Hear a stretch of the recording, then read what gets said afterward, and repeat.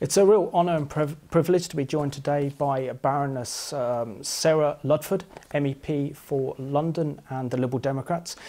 Sarah, can you tell us how you got involved in politics and your involvement within the Liberal Democrats? Well, it's true, it did actually start with a European flavour because I was working as an official for the European Commission in the early 1980s in Brussels, and it was all the ferment around the formation of the Social Democrats when they split off from Labour, and that put the sort of focus on third-party politics. And although I had actually worked for to get the Labour Party elected in the 1970 election when I was a student at the London School of Economics, and sort of hadn't found a political home during the 1970s. It was that spotlight on third-party politics, the SDP and the Liberals, which made me join the Liberals. And so I became active insofar as one could do as a sort of expat in Brussels.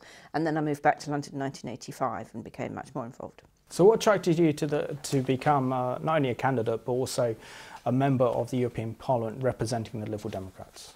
Well, I mean, I'm a Liberal sort of through and through. I always think that if I was a stick of rock, you know, you'd cut me through the middle and it would say Liberal, which for me encompasses someone who wants an open, diverse, tolerant society, who upholds human rights, which is internationalist and therefore European, which fights prejudice and discrimination, and doesn't like, you know, fear-mongering and scapegoating, as well as being economically liberal in terms of free trade and wanting businesses to be competitive, and particularly stress as well on education, investing in education, which I'm very pleased that we've been able to do in the present coalition government. So those are some of the touchstones for me about why I'm a Liberal, but of course a big dimension of that is being pro-European, and that is why my party leader, Deputy Prime Minister Nick Clegg, challenged Nigel Farage of UKIP to the TV debates, and we are clearly positioned at the opposite end of the spectrum from UKIP. We are clearly the only party of in the European Union, for the sake of jobs, for the sake of cooperation on crime, for the sake of tackling climate change more effectively, for all those reasons. And can you share with our viewers what the role and responsibility is of a member of the European Parliament? Because so many of our viewers really don't understand how the European Parliament works and the European institutions. Sure. Well, there are three main European institutions. There's the European Commission, the one that I used to work for. And I mean, if anyone's going to be called the Brussels bureaucrats, I guess it's them, although they're headed up by a set of commissioners, one of whom is ours, Cathy Ashton. Each of the 28 member countries nominates a commissioner, and they've generally been people who are politically active, although once they're in the commission, they can't be partisan. But they make proposals for new EU laws, but the decisions on those laws are not made by the Commission, they're made by the European Parliament, which of MEPs, directly elected, which is what's happening in 2 weeks' time. And so it's MEPs plus the 28 governments, so David Cameron and his counterparts in all the other EU countries. So the two of us, so the European Commission makes the proposals and the decisions on new laws are made by the European Parliament and the 28 governments in what's called the Council of Ministers. So nothing now can pass into law without MEPs agreeing to it. So it can't just be the 28 governments who have a bit of a habit of meeting rather secretly. It's now got to be shared with directly elected MEP. So, I mean, our role is to scrutinise legislation, to scrutinise proposals for international treaties of the EU, to analyse whether they're a good idea, sometimes to say no, they're not, to make suggestions for changes, and you know, sometimes to put up a red card and say that can't happen. And we have done that to several international treaties. For instance, one that wanted to give the United States access to our financial and banking transactions. We said no to the first version of that because it invaded our privacy too much. So we do have a lot of clout now, which is why, you know, people who go around saying, well, you know, the European Parliament's not worth voting for, it is worth voting for because we do have considerable power. But at the same time saying that, I would say that Liberal Democrats do want to reform and streamline the EU and make sure that it doesn't play to the stereotype of meddling in lots of national and local and regional matters. I think the EU has got to, if you like, save its firepower for the really big challenges that we're facing, opening up markets, investing in research, in innovation, in transport infrastructure, improving competitivity in the EU, and in negotiating trade deals to open up markets across the world, in being the counterpart of the United States, of India and China, trying to get a new international convention to combat climate change. So I think the EU has got to really concentrate on the big things and not duplicate. Isn't that one of the problems you have for your own political party? Because in the beginning of the interview and also in your election manifesto, you're clearly very pro-EU, very pro the European institutions, and yet you're saying it's this European meddling in the lives of ordinary British citizens that's causing many of British voters to become sceptical about Europe, sceptical about the EU, and this is probably why we're seeing such a surge of voters voting for strictly, UK I said we mustn't play to the stereotype. I think we've got to, I think that is largely a stereotype and largely a myth. I mean, there's so many myths around, from the straight cucumbers and the bendy bananas. I got that the wrong way around. We've got to make sure that the EU is, as far as possible, above reproach in terms of clearly only doing laws that add value, that don't sort of take away, that add a stronger framework, and also making sure that the budget is defensible. And Liberal Democrats have made sure that we cut the long-term budget by £30 billion this time, because in an age of austerity it's indefensible if the EU is expanding its resources and when everybody else is tightening their belts. We've refocused it more towards the investment in jobs, away from some of the old baggage on common agricultural policy. So what I think I'm saying is that we have to reform the EU. No organisation is perfect. Our local council isn't perfect. Westminster isn't perfect. But Liberal Democrats believe that the EU is legitimate, that it is a very worthwhile exercise, that it's a cold world out there and we shouldn't pull out. But the more committed we are, the more we seek allies and friends to influence reform, the more chance we have of securing that more streamlined and effective EU. I mean, since you were last elected as a member of the European Parliament back in 2009, we've seen incredible changes throughout the European Union, particularly with the implementation of the Lisbon Treaty, which has had a direct effect on British sovereignty and European sovereignty. Do you favour the direction that Europe is taking in terms of moving towards a European superstate?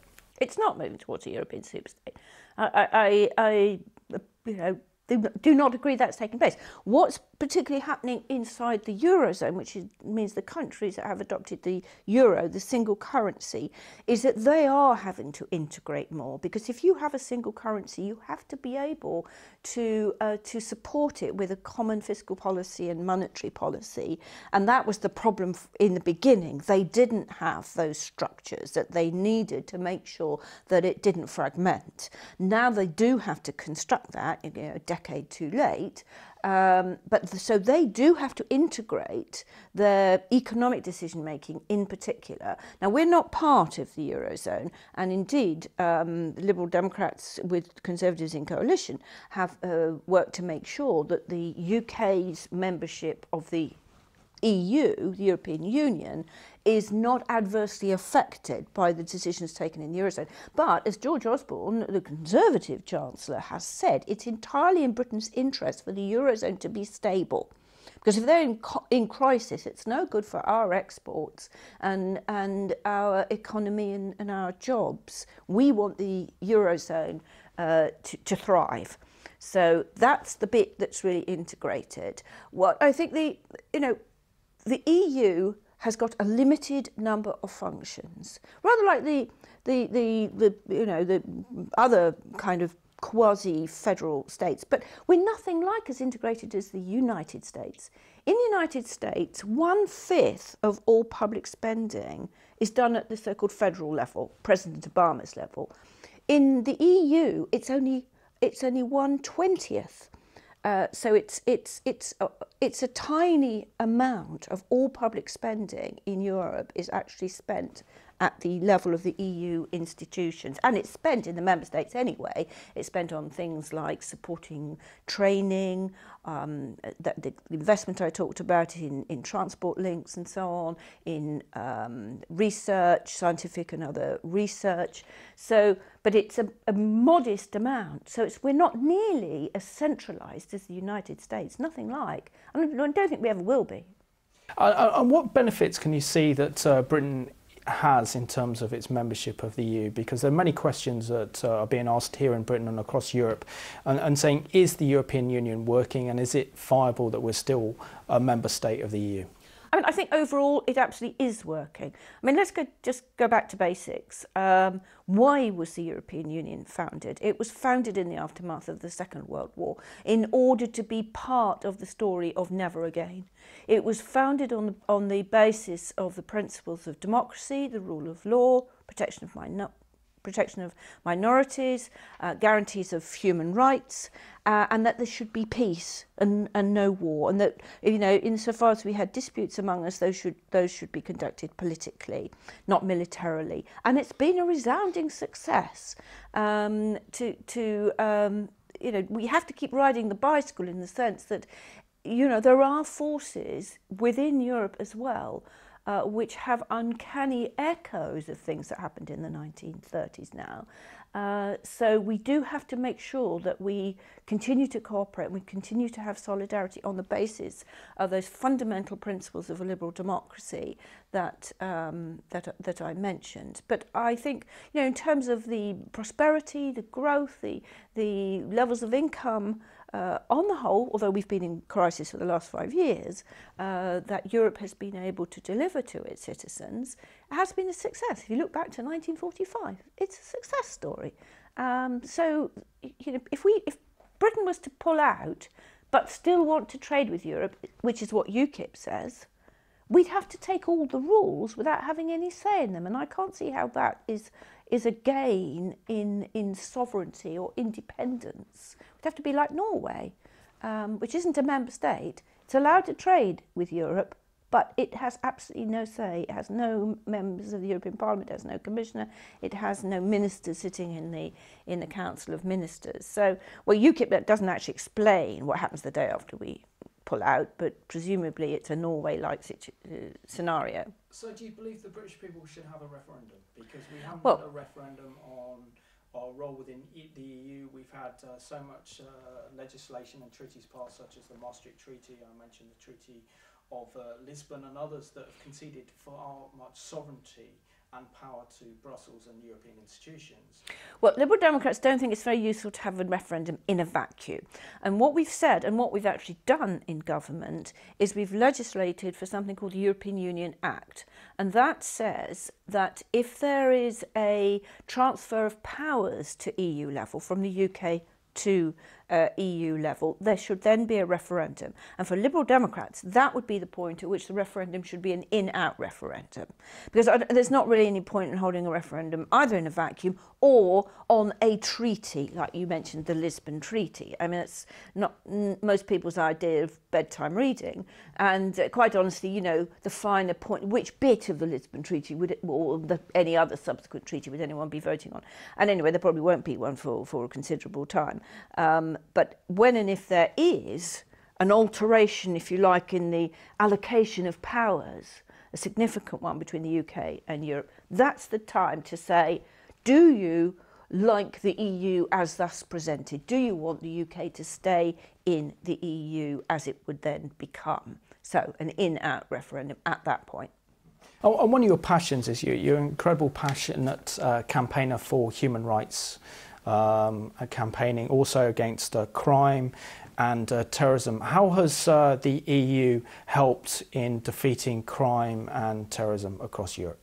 Well, it's largely through cooperation among our police forces. It's also in setting a legal framework that allows a sort of level playing field, if you like, so that the criminals can't play off one legal system against another and can't find a hiding place.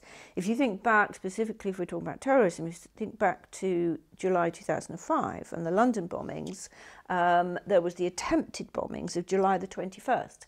And one of the attempted bombers, Hussein Osman, escaped to Italy. He was brought back within 6 weeks, which is far faster than, and is now serving a life sentence, is far faster than traditional extradition. I mean, we all know the examples of bank robbers lying in the sunshine on the Costa del Sol. That's the old style situation. Nowadays, through this legal and cooperation between prosecutors and courts and police, you can deal much more quickly with it. But at the same time, you do have to make sure, and I'm involved in various fair trials organisations, you have to make sure that people's rights as suspects and defendants, as well as victims, are guaranteed. So, but it's making sure that because criminals ignore borders nowadays, and so much crime is now committed online anyway, so physical borders aren't the issue. But if our police don't have their act together and to be just as smart in cooperating in a global environment as the criminals, well, then they're just running rings around us. What can you say to our viewers who are becoming increasingly concerned as Christians against what they see as political marginalisation? Christians not being allowed to wear crosses at the workplace or being able to pray without arrests. And there is a sense of fear amongst the Christian community that they're being marginalised by the political process. Well, with respect, I don't think that is happening. I mean, we have an established Church of England. To the extent that some people are saying, the Prime Minister said this is a Christian country. I don't find that a terribly helpful phrase, to be honest. It's a country in which a large number of people are Christians. I absolutely stand up for people's rights to practice and to express their faith. And I think the European Court of Human Rights, the Strasbourg Court, it's not part of the EU, but it's all EU countries, including us, belong to it. A year or so ago got it absolutely right. There was the air stewardess with British Airways who won her case, quite rightly won her case, about being able to wear a cross on a neck chain at work. I think British Airways had got that wrong, frankly. But at the same time, there were 4 cases actually went before Strasbourg Court, all sort of at the same time. But there was another person who was a nurse, and it was judged by the court that there was a health and safety objection, because if she was helping particularly elderly patients who might grab the chain, then there could be a reason for the employer to say it was not a wise thing to do to wear something around your neck. But I think there's got to be some sort of pragmatic accommodation. But I think people's ability, whether that's wearing a headscarf or a niqab, whether it's wearing a Jewish kippah, a skull cap, or a Christian cross, or people's ability. I mean, employers are expected to make reasonable accommodation for people's expression of ability to express their faith.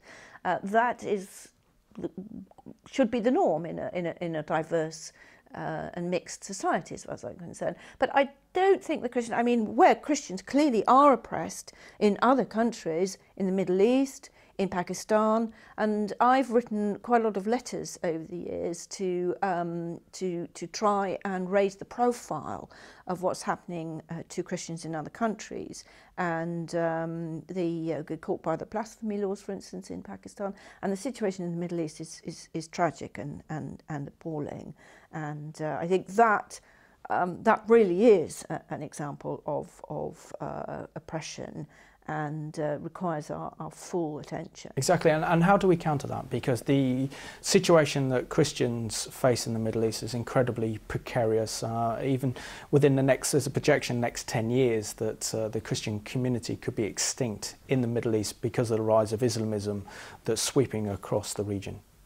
Well, I think we have to try and raise human rights concerns with those governments. Of course, in a country like Syria, unfortunately, it's people of every faith and none who are being horribly treated, and all their rights trampled over, and their right to life, including.